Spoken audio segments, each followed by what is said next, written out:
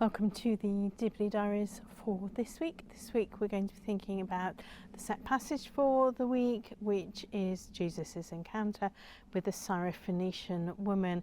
And we're going to be thinking about identity and about different aspects of identity, about the woman's identity and about Jesus' identity. And as part of the Rural Challenge this week, I wanted for us to think about identities within a village community. So, in a village community, identities are often a kind of soft-edged, but there will be people who do certain things or know certain things. There'll be some people who know everybody. There'll be somebody who always does this or always does that. And that's important when you're doing any sort of missional activity in a community, to know who these people are. So it might be that one person always runs the fete, one person is always the liaison for the church at Christmas. It might be that one person is someone who's very well respected in the village and actually is the village influencer, or even you might say a gatekeeper for some people in some activities.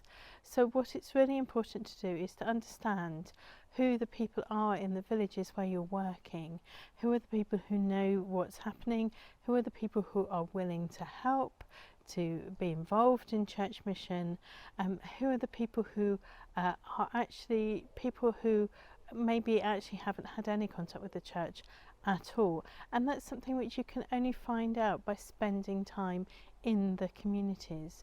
You can only find out who people are. And one of the important things to do, of course, is to think, well, actually, maybe some of those things should be challenged a bit.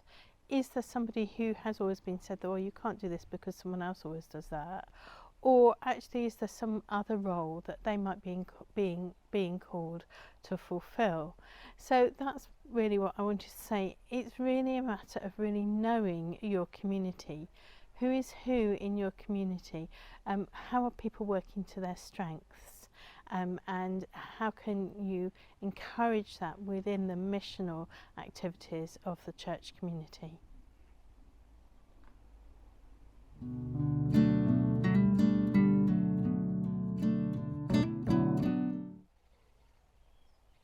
Thought for the week this week is based on Mark 7:24-37. It's the story of the encounter between Jesus and the Syro-Phoneican woman.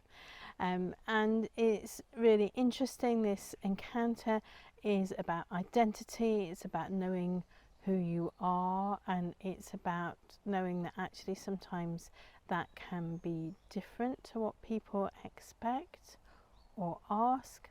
And it's really interesting, a little bit of narrative, because it seems in this narrative that Jesus understands more fully who he is as a result of this encounter.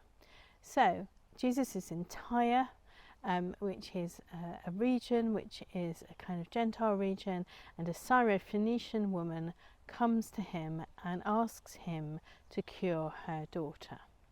And Jesus says to her, "It is not fair for me to take what is meant for the children and throw it to the dogs." And she replies to him, "But even the dogs eat the crumbs from under the table."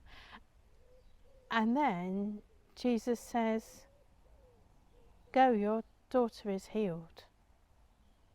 Because you gave this answer, your daughter is healed." This woman shouldn't have come to Jesus. There were so many reasons why she shouldn't have come to Jesus. Partly, she's a woman. That's a big reason why she shouldn't have come.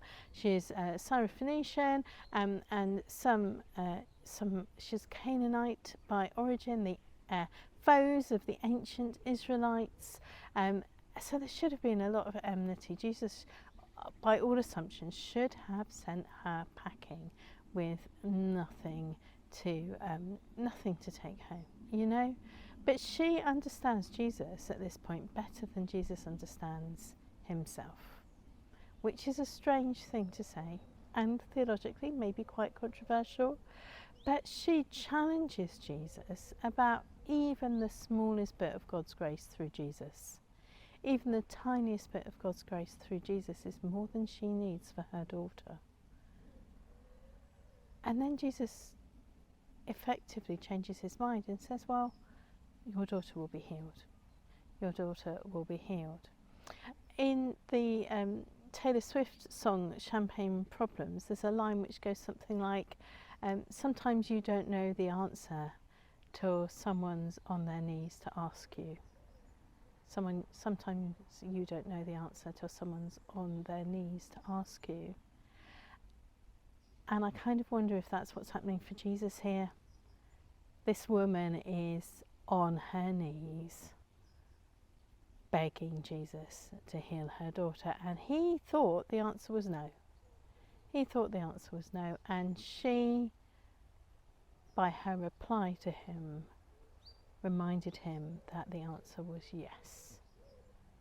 That even the smallest bit of grace and love that was coming through from God through Jesus would be enough.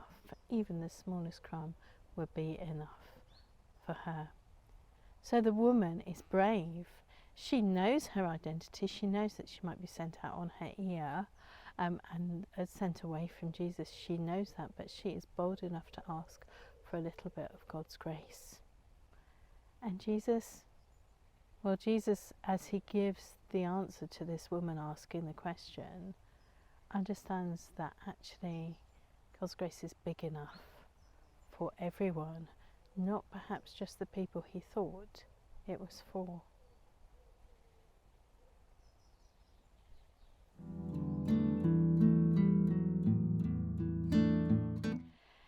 The Dibley moment of the week this week is something which happened in a village where I used to work, and I have changed the names to make it a bit more anonymous. This encounter takes place in a school reception area where Philippa has just taken over as the receptionist after 20 years of Carol being the receptionist. The village also had a document which was produced every month for many, many years by Mrs. Jones, which listed all the events which were going to happen in the village that month. The aim was to try to prevent any clashes.